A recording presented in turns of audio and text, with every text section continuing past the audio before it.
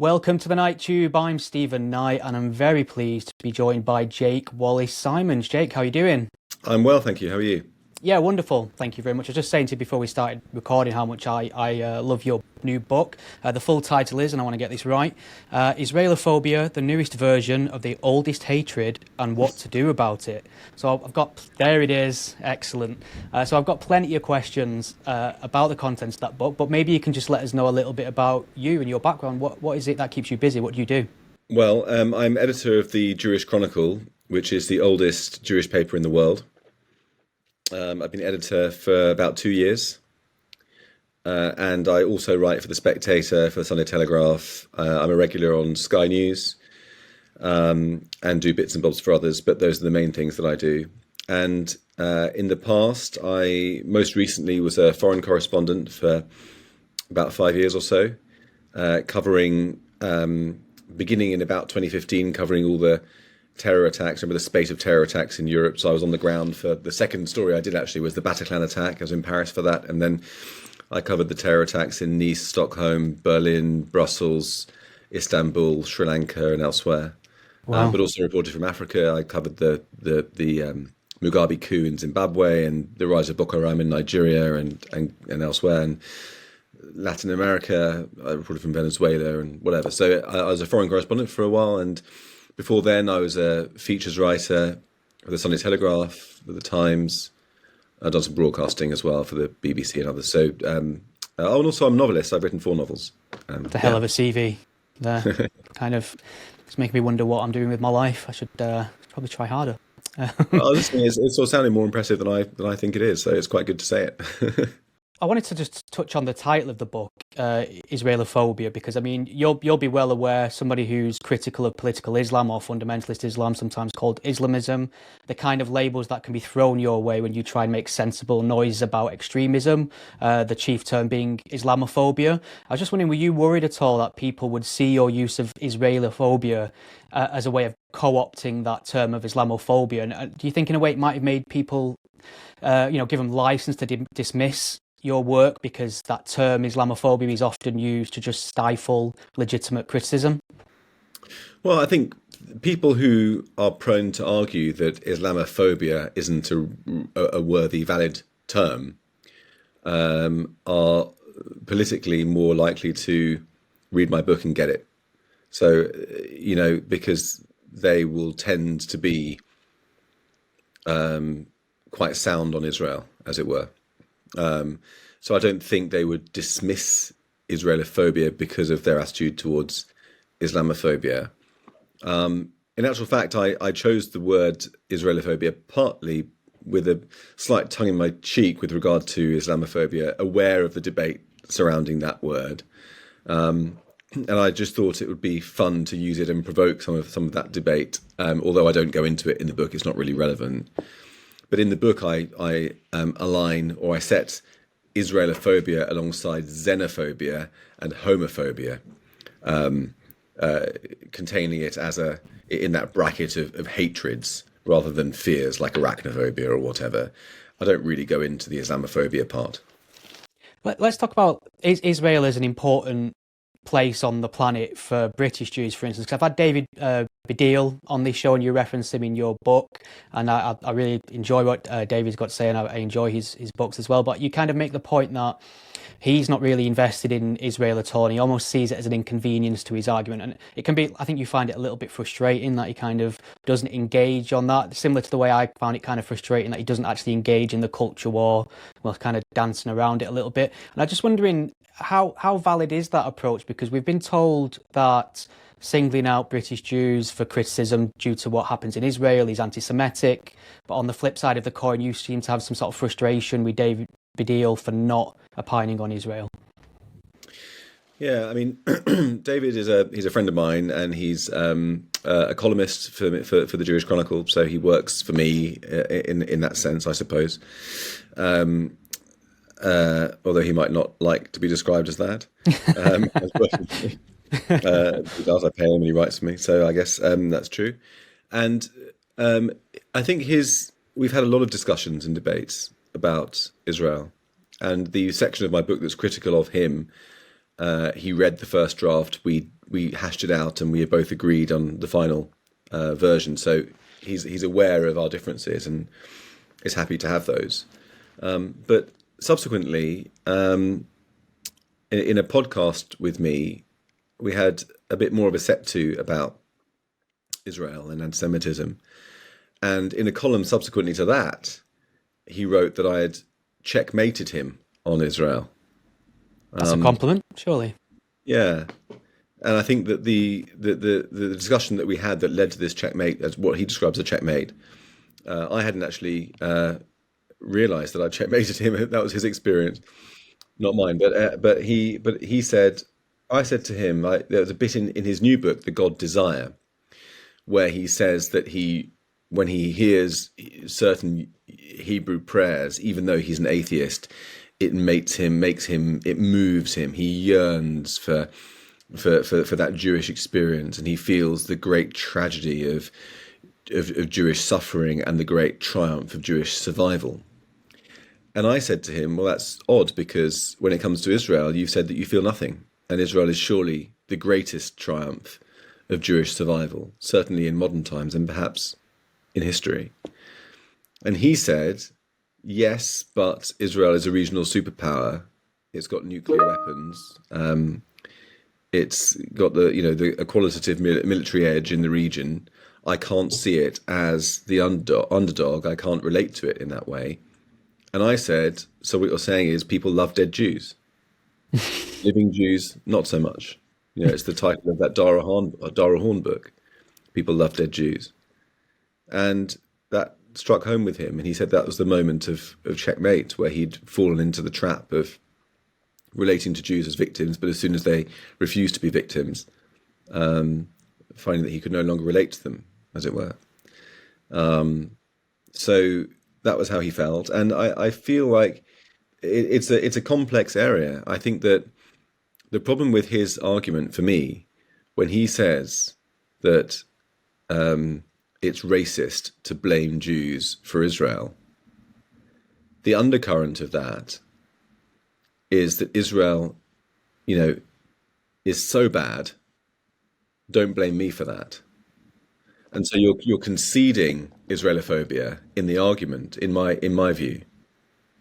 And it's very clear, and it's becoming clearer by the day at the moment, how Israel is the principal prism through which anti-Semitism is expressed these days. And for David Baddiel to only talk about anti-Semitism that is nothing to do with Israel feels to me like he's vacated the principal battlefield on which the fight takes place. And that's my view. He has a different one.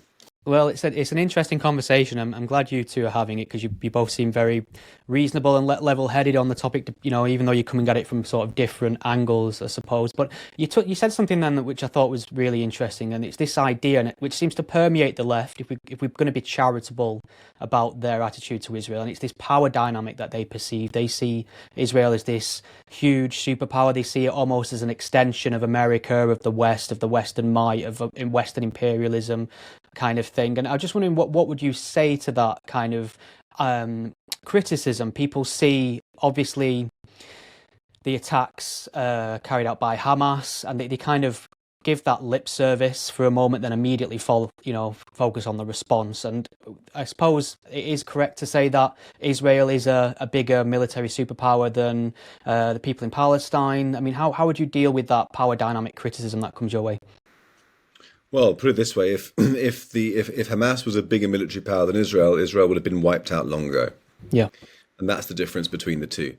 Israel has the capacity, technologically and militarily, to enact a genocide in Gaza, to kill all the Palestinians in Gaza within half an hour.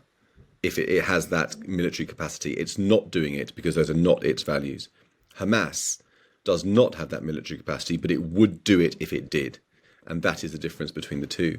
But in terms of the left, I think that the left always has had a problem with reality.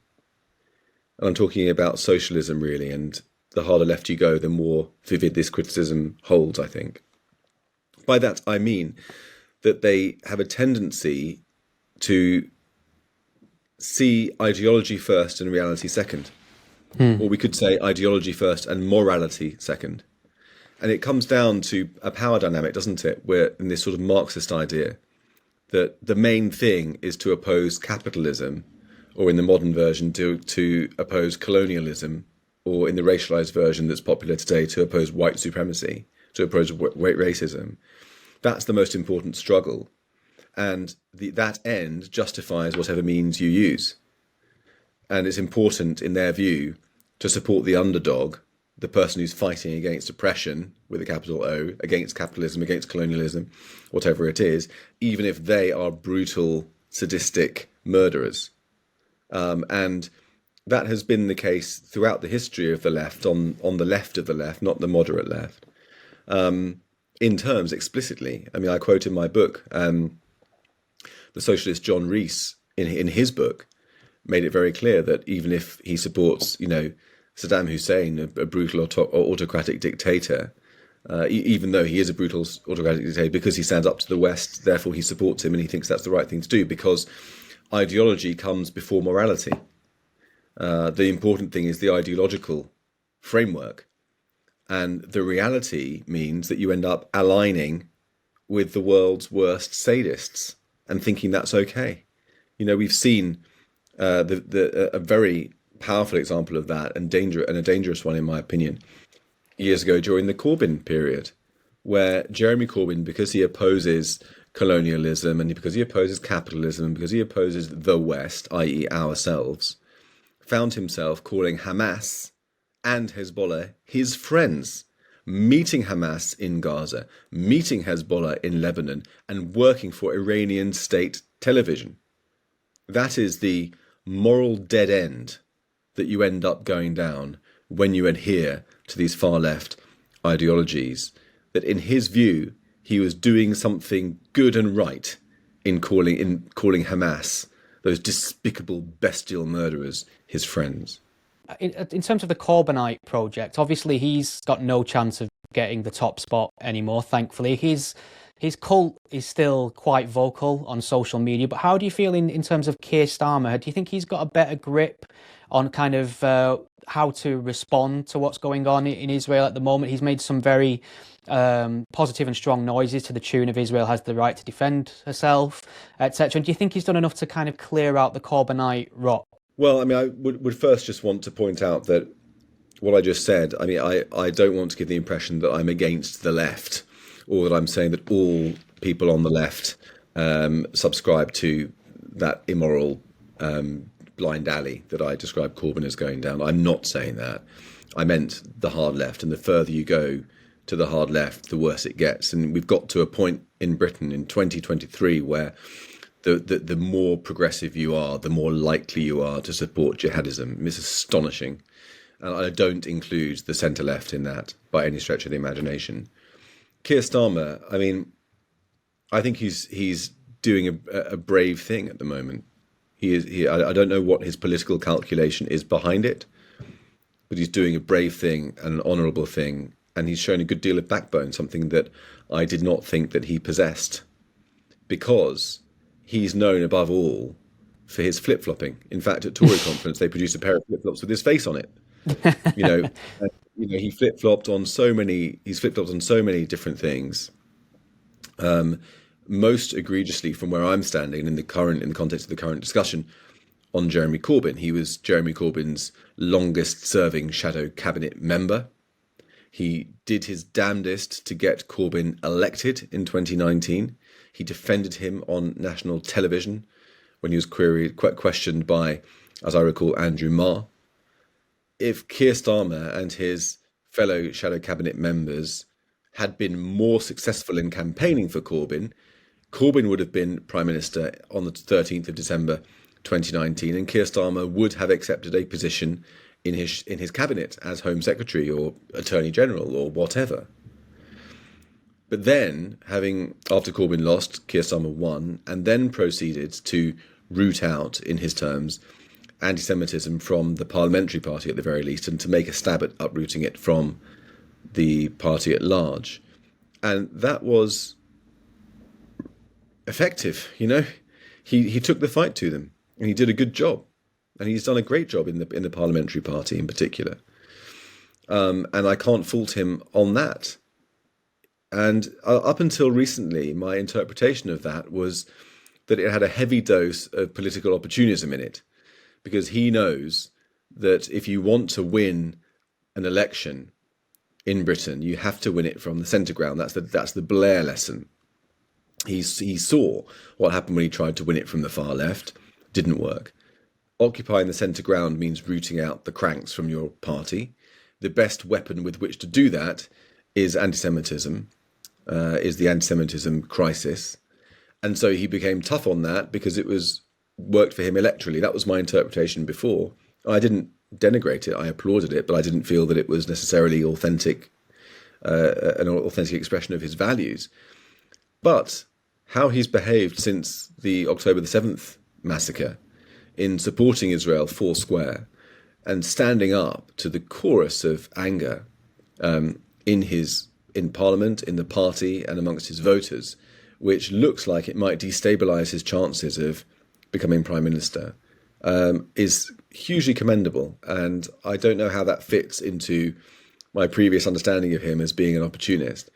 It could be that he feels like, look, it's true that if he wants to be taken seriously as a statesman, he has to be able to take the big decisions like this. No serious political leader at the moment is standing for Hamas. Everybody is standing behind Israel, and he needs to do that as a serious contender for being Prime Minister. It could be that he feels that will cut through with the mainstream British public, and they're more inclined to vote for him, seeing that he's not a crank, and that the flack that he's getting from his constituents, various constituents of his MPs, particularly the ones with high Muslim populations, is worth it. Maybe that's what he thinks, but it looks like a pretty big gamble to take at the moment. So, hats off to him. Yeah, it's very weird to think it's almost a relief that the leader of the Labour Party would come out in support of Israel. I think we were all watching very keenly as to what he'd say. You mentioned quite a bit about this idea in your book of both sidism, I think you call it, of the event in terms of the conflict between Palestine and Israel. And I don't know if you saw Barack Obama's comments recently on the conflict. He seemed to do exactly that. Just wanted to get your thoughts on that kind of thing, where people think neutrality is almost a virtue on this issue.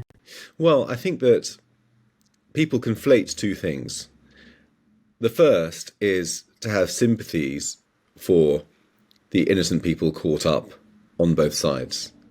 And that is entirely right and decent. And every thinking, feeling human being must have compassion for the Gazan civilians who are suffering.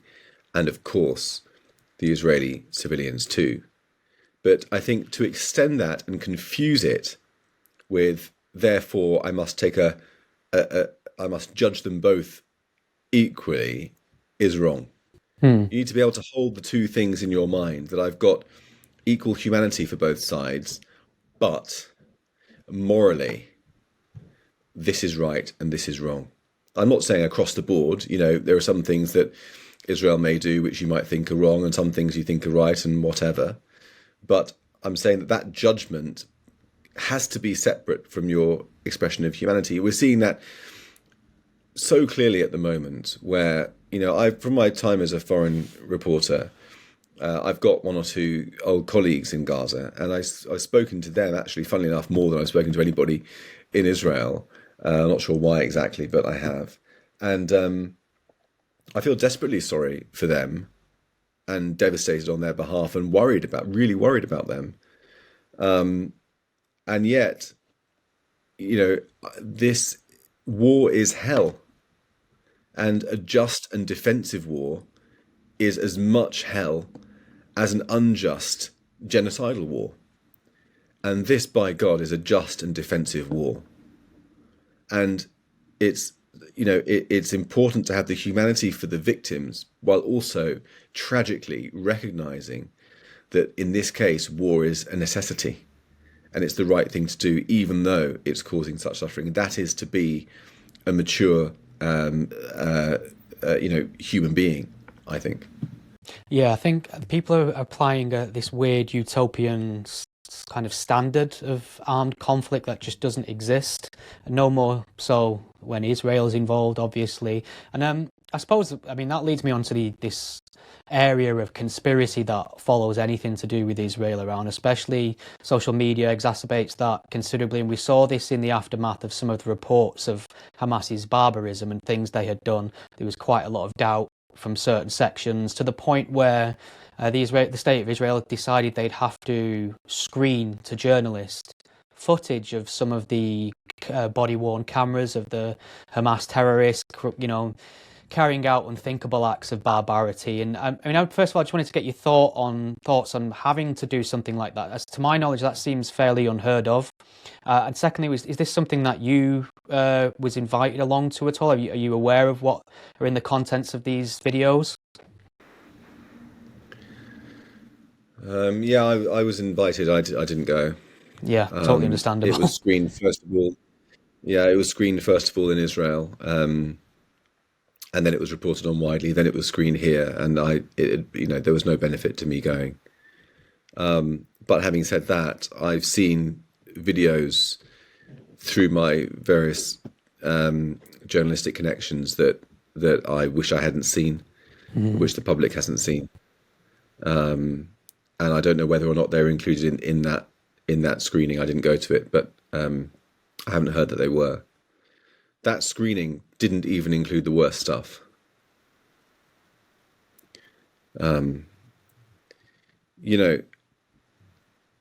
Yeah, I mean, I think George Orwell wrote that one of the qualities of an anti-Semite is the ability to believe things that could not possibly be true. We've seen a lot of that around today. But in fact, if I can pivot a little bit to a very interesting subject, which is tangentially related, am I allowed to? Absolutely, please. It's this, that people are throwing around this idea of Islamophobia at people like me. I was suffering from a bit of a hate mob a few weeks ago when I pointed out that there's a problem with jihadi brainwashing in parts of Muslim societies where they come out on the street and celebrate the October massacres. So I was accused of being Islamophobic. But there was an interesting incident in Israel recently, last week I think, when an Israeli Arab member of parliament said that she wasn't sure whether the screenings definitely showed evidence of babies being beheaded and so forth. So casting, like you said, casting doubt on the veracity of it, playing into these conspiracy theories. And immediately she was expelled from her party. Now this is where it gets interesting. She was expelled by the leader of her party, which is called the Ram Party. It's an Islamist party in Israel. The head of her party is called Mansour Abbas. He was a key part of the last government, the Bennett government. He was a minister. He's still the head of his party and a member of parliament in Israel. He has been absolutely extraordinary in Israel since October the 7th. He's been extraordinary anyway, but he's been totally behind Israel's response. He's been totally intolerant of anybody supporting Hamas. And he's done a lot to quell any kind of internal tensions in Israel, this great Arab Israeli Muslim leader. Now, this is where it gets even more interesting, because his party, Ram, is not a Muslim party alone. It's an Islamist party, by which I mean that it's deeply conservative, and it believes, at its core, he believes that the world ultimately will become subservient to Islam, and that the disaster that's befallen Muslim countries and societies in the last few hundred years, where they've really fallen behind the West in terms of economic development, technological development, freedom, healthcare, standard of living, life expectancy, that is because they're not authentically Muslim enough, not following enough of a conservative, pure Islam. And that the solution is to return to that conservative Islam, and that will spread over the world. Now, he's an Islamist, conservative Islamist. But what he is not is a violent conservative Islamist. And his teacher used to be a violent Islamist. He was arrested, I believe, for terror offences, and then changed his mind and embraced a peaceful version of Islamism, which holds that, yes, the world will one day be under the rule of Islam, but only God will make that happen. It's not for us to make that happen, which is a similar sleight of hand that you find in other religions too. In Judaism, you find that as well. The Messiah will come. In Orthodox Judaism, the Messiah will come, but not through our hands. It's not us. We shouldn't go and establish a state of Israel and take the Temple Mount and force it to happen. God will do it, and it happens in Christianity too. And it's a way of maintaining the integrity of religious principles, but not translating it into violence. That's extraordinary. It's the idea there are Islamists within Israel who openly support Israel's response to Hamas is kind of blown my mind a little bit.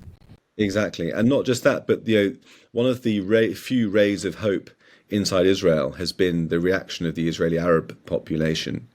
In 2021, in the last conflict, there were some riots by the Israeli Arab population, and there was a lot of communal tension, and there were worries about a war inside the country breaking out, a civil war, as a response from the pressure from outside. But this time, the Israeli Arab population has, by and large, pulled behind Israel. We've had Lucia Harish, a famous Israeli Arab news anchor, delivering a very moving monologue saying that she stands behind Israel. We've had Naz Daily, do you know him? The YouTuber with millions of followers. I think so, yeah. A Palestinian Israeli. He wrote a column for an Israeli paper saying that he used to think of himself as Palestinian Israeli. Now he's Israeli first. We've had the most senior Muslim woman in the Israeli army making a video saying, she's called Captain Ella, known as Captain Ella, saying, long live Israel, we're fighting for you. We've had Bedouin Arabs going to the scene of the massacre in the south and rescuing 40 people, going in by car and out and in and out rescuing people. We've had an Arab-Israeli bike shop owner donating 40 bikes to child survivors of the massacre. His bike shop was then firebombed by jihadists, and then there was a crowdfunding from Jews and from Arabs to rebuild it. So the overall picture has been very positive from the Israeli Arab community because they know what they're fighting and what they're facing. Hamas killed Muslim Arab Israelis alongside Jewish Israelis. And so what I'm trying to say is that this idea of Islamophobia is so absurd when you have any experience of Israel and the Muslim world, as I'm fortunate enough to have. And from my point of view, I grew up within, I'm not religious in any way now, but I grew up in an Orthodox Jewish environment and family and community, and I can relate to conservative Muslims. It's not that I see the hijab and think, oh my God, they're aliens. My mum still does cover her hair. I mean, I can relate to that, and it doesn't mean that they are a threat or that they're bad people or that they're violent. Yeah, I just really wanted to share that with you. I suppose that information would come as a shock to people who bandy around this term apartheid state, for instance, and I just wanted to get your view on that. Is it, in your mind, people are just so ignorant of the demographics of Israel and how it's structured that they are just unaware and they're calling it an apartheid state out of ignorance? Is it a case of they're just stretching that word beyond all meaning and using it in a dishonest way? I think that it's a few things. A lot of the people who articulate this lie of Israel being an apartheid state don't know any better. They just, it's in the air, they absorb it, they believe it, and they spread it. And if you ask them any details about Israel, they don't really know it. I mean, there was that hilarious video of somebody at a demo the other day who'd been chanting from the river to the sea, Palestine will be free, and the didn't know the river. The interview asked him which river and which sea, didn't know what the river was. There's a lot of that about, but the apartheid slur is fascinating because it's quite obviously untrue. If you look at Israel, most of the Israeli national football team are Arab Israelis. The head of Israel's biggest bank is an Arab Israeli. An Arab Israeli judge sentenced a former prime minister to jail for corruption charges. This is not an apartheid. On the West Bank, things are more complicated. There are checkpoints and so forth. But that's not apartheid. If you want to see an apartheid state, have a look over the border at Gaza, at Egypt even, at Jordan, at Syria, at Lebanon, or at the West Bank at the Palestinian Authority. How many Jews live in those places? In the past, they had hundreds of thousands of Jews, great flowering civilizations of Arabic Jews in the Middle East. Now a handful live there because they were driven out. 900,000 Jews were driven out of the Arab world from 1948 onwards. More Jews were driven out of the Arab world than Palestinians were displaced by Israel. About 750 Palestinians were made refugees then. And fascinatingly, if you look back at history, when the UN first of all proposed a partition plan to the Jews and to the Palestinians in 1947, the vision was to have, in the Jewish majority areas, you would have a country of Israel with an Arab minority. In the Arab majority areas, there would be a state of Palestine with a Jewish minority. And what happened then was that the Jews said, yes, that sounds great, we'll do that. The Arab side instead waged genocidal war to try to eradicate the Jews from the land. They weren't able to accept a Jewish state in any form. Fast forward, that was the first time they rejected the two-state solution, by the way. And fast forward to today, you've got, the Israel that was envisioned by the United Nations exists. It's a Jewish country with a big Arab minority, about 21%. But on the Palestinian side, living under Palestinian rule, there is not a single Jew. And if you drive around the West Bank, as I did just a few weeks ago with my family, if you come up to an Arab village, there are big red signs saying, you're about to enter an Arab village, the entry for Israelis is dangerous, turn around and go back. Because you'll be lynched. You'll be lynched. If you're an Arab, a Palestinian, whatever you are, in Israel, you will not be lynched. You're able to join the football team, national football team, become a Supreme Court judge, become the head of Israel's biggest bank. Where is the real apartheid? But the interesting thing is that the reason, just one final point, the reason why people believe this apartheid stuff is that it was one of the lies that was invented by the Soviets during the Cold War. The Soviets were famous for their propaganda machine called active measures. They still are, actually. And they, from 1967 onwards, they embarked on a huge propaganda effort to try to undermine Israel in the Middle East because they saw it as links to America and part of the struggle. And they invented a range of lies about Israel in the Kremlin. They took old-fashioned antisemitism and repurposed it in new Soviet language and sent it out into the West via leaflets, via radio broadcasts, via newspapers, via diplomacy, overt and covert diplomacy, shall we say. And all of these lies that are in common circulation today were invented by Soviet propagandists in the Kremlin during the Cold War. So lies like Israel is a white supremacist state. Well, the majority, more Israelis are non-white than are white. Israel's perpetrating a genocide. Well, how can that be the case when the Palestinian population has increased fivefold since Israel's establishment? That's a pretty bad genocide. Israel is a colonialist state. Well, where's it colonizing from? Not only that, but if you look at the history, it's clearly a post-colonial state that arose after the collapse of the Ottoman Empire and after the withdrawal of the British mandate. It's a post-colonial state like all the other ones in the region. And the other lie, of course, is that Zionists are Nazis. That's another one. Zionism is racism. That's another one. But also that Israel's an apartheid state. That was invented by the Soviets. And if you look at the history of it, it was in circulation years before there was any Israeli presence on the West Bank. So if you say that the Israeli occupation, people say, in the West Bank, if that's apartheid, well, why were the Arabs using it against the Jews before that occupation then? Because it was invented by the Soviets. And the success of the Soviet propaganda effort is seen today in the ease with which people believe these ideas, with the ubiquity that they have in our society. Yeah, I mean, that reminds me, there's a wonderful phrase you use in the book, which I've jotted down here. It's old poisons decanted into new bottles.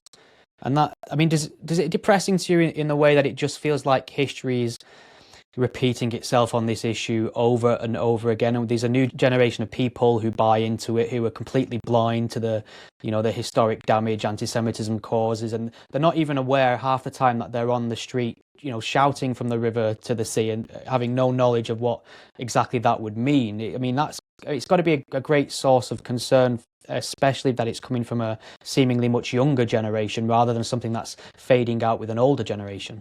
Yeah, I mean, that phrase, old poisons decanted into new bottles, is Howard Jacobson's phrase, the novelist Howard Jacobson. At the end of his memoir, he used it. And he's, again, a friend and writes for me at the Jewish Chronicle. And that's a wonderful turn of phrase. And it says so much. And one of the things that it says is that the characteristics of modern Israelophobia, which is anti-Semitism, just directed towards Israel, one of the characteristics of Israelophobia and with anti-Semitism as a whole is that people who are infected with that disease of the mind have no ability to see into their own hearts and realize how dark it is. They think that they're the good guys. Look at these people on the streets who are calling for Israel's destruction from the river to the sea, who are shouting from London to Gaza, globalize the Intifada. And the Intifada was a campaign of largely suicide bombs. We've had a suicide bomb in Manchester. Do we want any more? And yet they believe they're the good guys. They're the progressives. They're the standing up against tyranny. And if you look back through the history of anti-Semitism, people have always felt that they're on the side of the angels, when in fact the opposite is true. Anti-Semitism began really in our part of the world in Christianity. The medieval anti-Semites justified themselves in terms of Christianity, of religion, that the Jews were the Christ killers, and they were the chosen people had betrayed the Son of God, and therefore marginalizing them, oppressing them, murdering them, expelling them was somehow a religious mission. That you were the good guys. And in the 20th century, anti-Semitism moved from religion to science. It was justified in the terms of pseudoscience, that the Jews were an inferior race that was malevolent, that was responsible for the evils of the world, that was responsible for war, that was manipulating the financial markets and the media. And therefore, what was the right thing to do? It was to exterminate this subhuman race for the good of mankind. And SS officers were told that in terms. You're doing a hard job. Killing men, women and children and plundering their possessions is not easy. But you've got to do it for the sake of your children and grandchildren, because these are evil, an evil subhuman race. They believed that they were the good guys. And today you find that again. People are supporting Hamas, justifying the terror attacks, refusing to condemn it, wishing for it to continue. And they believe that they're the good ones. And so in this way, it's this mutating virus from generation to generation. And as you say, it's really taken hold amongst young people as much as anybody else at the moment, partly because it's infested the hard left and to some extent other elements of the left, maybe not the sensible people like you, but I think it's very much on the left in Britain at least. And one of the channels in which it's come into the younger generation is via identity politics that's been imported from America. The sort of if you go back to the civil rights movement with Martin Luther King, Jews stood shoulder to shoulder with Martin Luther King, and as a result, their synagogues were attacked by the Ku Klux Klan, and Martin Luther King stood with the Jewish community as well. But what Martin Luther King wanted was equality. He wanted people to look beyond colour into content of people's characters. But then after him, really, the Black Power movement took precedence in that world, which was people like Stokely Carmichael, like Malcolm X, like W.E.B. Du Bois, who were basically steeped in socialist revolutionary ideology and racialized it. So rather than being American and black, they couldn't be American. They were only black and part of a larger black nation that had to, in some ways, subvert the white structure. And that led to critical race theory and the difficulty with Jews as where do you put them in the hierarchy of grievance. These absurd ideas that Whoopi Goldberg said that the Holocaust was not about race because it was two groups of white people, because she believed that only black people can experience racism. Our own Diane Abbott writing to The Observer saying that Jews couldn't experience racism because they're white. They could only experience prejudice like redheads do. It's a total absurdity. And anti-Semitism comes into that as well, because, Jews are seen as, in the mind of the anti-Semite, they're seen as powerful. And if you're powerful, you've got to be white. So Jews have got to be white. And in fact, in 2018, a black community organizer in Crown Heights coined the phrase of hyper-white. Jews are not just white, they're hyper-white because they're that powerful and malevolent. And so people Jews were being beaten up in the street in Crown Heights. And he said that it wasn't because of anti-Semitism. It was because they're hyper-white. That's why they were getting beaten up.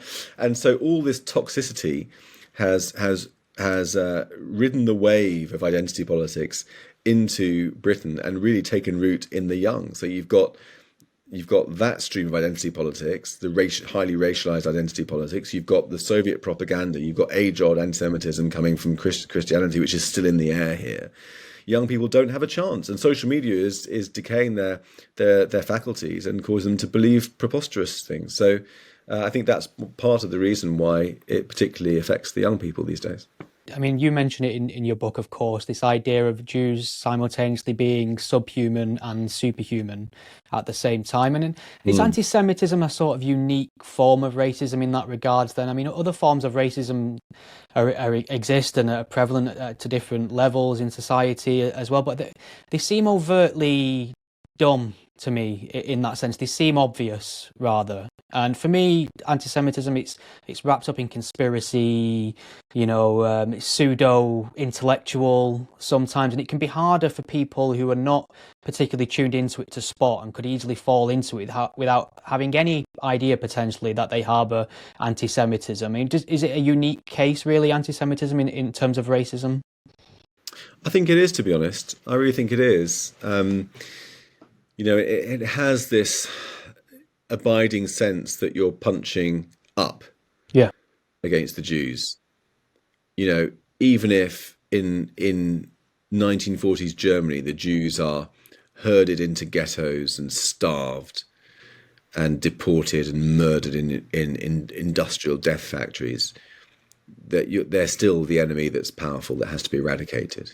There's that famous joke that Christopher Hitchens would tell about a couple of Jews sitting on a bench in wartime Germany, and one of them was reading Der Stürmer, the Nazi propaganda newspaper, and one of them says to the other, "Why are you reading that rubbish?" And he said, "Well, I feel so miserable. I read this paper because it makes me feel that we're all powerful." And anti-Semitism has that. I mean, the thing is, Jews are different to other racial minorities because Jews can be any color. You can have black Jews, you can have white Jews, you can have, to use Diane Abbott's term, red-headed Jews. You can have Jews from Africa, you can have Jews from China, Jews from Eastern Europe, from the Arab world, all unified in their Jewishness, but also all very, very diverse. And wherever Jews in history, wherever Jews have found themselves as an immigrant community and applied themselves, they've tended to be successful. Something like 20% of Nobel Prize winners are Jewish, for example, and they tend to be middle class and like in Britain, like the Indian families are, Chinese Hong Kongers are also middle class immigrant communities. Jews are like that, and people, and so I think there's a certain suspicion that people think, well, someone could be talking to me and thinking, God, he's Jewish, but he doesn't look it. That's how cunning the Jews are. They can pretend to be just like us, but all the while he's got double loyalties. He's really loyal to his own kind. He's in our society, but he's working for the benefit of something else, of some other interest group. They can think, oh, look at him. He's got connections. able to make things happen that we can't. He's advancing arguments in favor of a genocidal regime, using his skill and charm and that Jewishness, that Jewish cleverness, to advance immorality and hollow us out from the inside. And all the while he looks like me, and I'd never know it. That's anti-Semitism. I don't think that's like any other hatred. The backdrop of this conversation, we're seeing protest every week now, tens of thousands of people taking to the streets with Palestinian flags. It's this weird blend of the kind of loony left and just outright radical Islamists screaming some of the most incendiary things you can imagine. Open support for Hamas, and as you know, Hamas is a proscribed organisation in this country. What do you make of that on the streets, and where's that line between this right to peacefully protest and incitement and illegality? And just to tack something topical onto the end of that, there's talk of obviously another rally, protest, etc. on Remembrance Day this week as well, which would, these conversations happening now as to whether we should assert powers to ban that. How do you balance that line between, extremism and freedom of expression? Well, let's just circle back, as they say, to what I was saying earlier about the Islamist party in Israel and the Arab Israelis, who have on the whole shown themselves to be hugely decent and on the right side of the argument and patriotic and as I speak, in combat for the Jewish state. That by and large, we're seeing a more radical version of Islam on our streets, and a lot of it. And of course, Muslims here are not by and large radical. There was a poll recently that showed that I think only 4% of Muslims in Britain would support a terrorist act and 84% would stand against it. So let's bear that in mind. But we have a problem with jihadis in Britain and with their fellow travellers. And the marches that we've seen have featured open support for Hamas, which, as you say, is criminal. Open calls for jihad. And I don't mean meditative self-reflection, as the police seem to suspect, but I mean actual holy war. So much is clear by the context. So much is obvious by the context. And we've seen calls for an intifada, as I said before, globalise the intifada, bring it on, bring it to London, as if we haven't had enough suicide bombs. Mm-hmm. That's a problem. And, as the Jewish Chronicle has exposed, several of the leaders organising these protests have strong ties to Hamas. At least 4 of them have met the Hamas leadership in Gaza. Is it any surprise that we find Hamas ideology and Hamas supporters being articulated and being present on the streets? And we know, again, as we exposed in the Jewish Chronicle, that there are some more convoys scheduled for this weekend. If you remember, in 2021, there are some convoys that came up from the north, Palestine convoys, and in the convoys were some people who were shouting through megaphones. They were driving through Jewish areas of North London, shouting through megaphones how they were going to kill and rape Jewish wives and daughters. And those convoys, I don't know if those same people are going to be on the convoys, but the convoys are happening, or they're scheduled for the weekend, as the Jewish Chronicle has reported. So, in the 90s, when the Oslo Accords were happening, the sort of when peace was in the air, which dissolved into the Intifada, but when it was briefly in the air, people at demonstrations would chant, "Peace now, peace now." No one's chanting that now. Why not? There hasn't been a single expression of a desire for peace.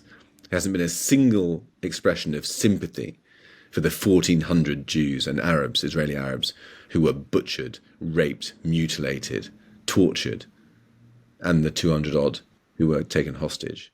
Babies taken hostage. A baby who was taken hostage at the age of 9 months is now 10 months old. No expressions of sympathy for that. It's full of lies. The idea that Gaza was under an occupation. Israel pulled out of Gaza in 2005 and gave them the keys. Gaza's an open-air prison. 18,000 Gazans a day have been crossing from Gaza into Israel to work and back into Gaza. The communities in the south around the Gaza border, the sort of extra dimension of irony and tragedy to this is that they were the peaceniks. They would volunteer to drive sick Gazans from the border into Israel to go to Israeli hospitals for treatment and drive them back again, would speak to them in Arabic. There was one family who were killed. Their charred bodies were found in their house, all huddled together. That afternoon, they had planned to fly kites for peace with messages of peace over the Gaza border. That's who these people are. These are the people who, they were peaceniks. The Yahya Sinwar, the architect of this, the military leader who did this, was released in 2011 as part of a prisoner swap, that famous prisoner swap for Gilad Shalit, where 1,000 Palestinian prisoners were released in return for one Israeli hostage. He'd been imprisoned for terrorist offences. While he was in prison, serving, I believe, a life sentence, he contracted cancer, and the Israelis gave him cancer treatment in an Israeli hospital so that he was cured. As a prisoner. He was then released as part of the prisoner deal, and he then orchestrated this massacre. That's what we're dealing with. And people say that Gaza is an open-air prison, that the Israelis brought it on themselves by being too hard on the Gazans. It could not be further from the truth. Yes, there's a military blockade at sea, and we know why, because otherwise this massacre would have happened before. All the things that usually happen when this conflict, gets heightened are happening. We're seeing an increase in antisemitism. We're seeing, Islamists on the street. Posters of, kidnapped children being ripped down. I mean, is there anything positive in the terms of support for Israel? Does that feel like it's increased? I get the impression in certain circles that, having experienced the rise and fall of the Islamic State to a certain extent, people are a bit more attuned to the sort of threat Hamas poses now, the barbarity, especially the kind of deranged Jew hatred, that kind of thing. I think I see a few more people openly announcing themselves in support of Israel, certainly more than I would have in the past. I don't know if that's just a little echo chamber I'm in. Are you seeing anything to that level at all? Well, I mean, I think that the parallel with Islamic State is a very, very good one, because think of how the great British public reacted when we fought Islamic State. They beheaded David Haines and one or two others, British citizens. Some terror attacks here. That was enough for us to go to war. The Battle of Mosul, 2017, I think it was, 2017, 2018, was very similar type of warfare to what we're seeing in Gaza. First of all, it was the Islamic State terrorists were embedded within 1 million civilians in the city. We besieged it. Iraqi and Kurdish forces besieged it. The RAF and the American Air Force and others bombed the hell out of it. Then the ground forces went in. By the end, Mosul was flattened. 11,000 civilians at least were killed. And that, by the way, is a higher percentage than Israel is killing in Gaza in relative terms.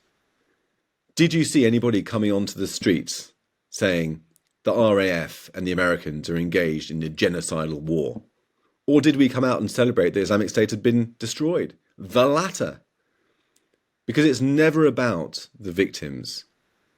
It's never about them. When Assad, killed 5,000 Palestinians in Yarmouk refugee camp with barrel bombs. Palestinians, not a peep of protest on the streets. When the Uyghurs, the Muslims in China, were herded into concentration camps as part of what the UN have called the genocide. Who protested? Who cared? Who cared here? Where was the great Muslim crowds and their allies coming out onto the streets of London, Manchester and Brighton and elsewhere? They weren't there. In Yemen, 100,000 people killed. Where were they then? No, it's not about the victims. It's about the Jews. When the Jews do it, people care. And I think that in answer to your question, that has there been the last polling I saw a few weeks ago was that the public was pretty evenly split 21% in favour of Israel, 17% in favour of the Palestinians. And interestingly, when that divided down into voters, amongst conservative voters, 39% supported Israel and only 6% supported the Palestinians. Whereas amongst Labour voters, 27% supported the Palestinians and only, I think it was 9% supported the Israelis. So almost the inverse. So it's a highly politicised issue. How things have changed now, I don't know. We've had, unlike in Mosul, we've had 24/7 coverage of the civilian tragedy in Gaza, which has changed the way that people think about it. But at the same time, I think that people seeing the jihadism and the extremism on our streets perhaps is tipping people the other way, thinking that's what the Israelis are dealing with, that I don't want to be associated with that, particularly on Armistice Day. So I don't know where public opinion is going, mainstream public opinion is going right now. But either way, I mean, I'm not one to want to ban things, but these marches, they're not peaceful. No one's calling for peace. I'm sure there's a lot of good people there giving their energy to a misguided cause. And by misguided, what I mean is that it furthers the cause of jihadism because it puts pressure on Israel to stop defending its people. I mean, even on Friday, the leader of Hezbollah, Hassan Nasrallah, in his high-profile speech, praised the people coming out onto the streets to march.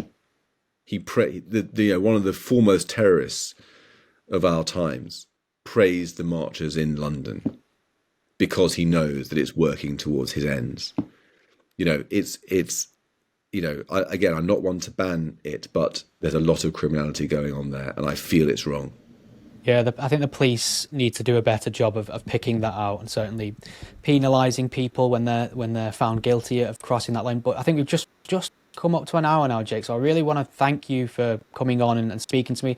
Like I said before, I really loved the book. It's depressingly relevant, more so than when you wrote it. But there's a lot in there that there it is.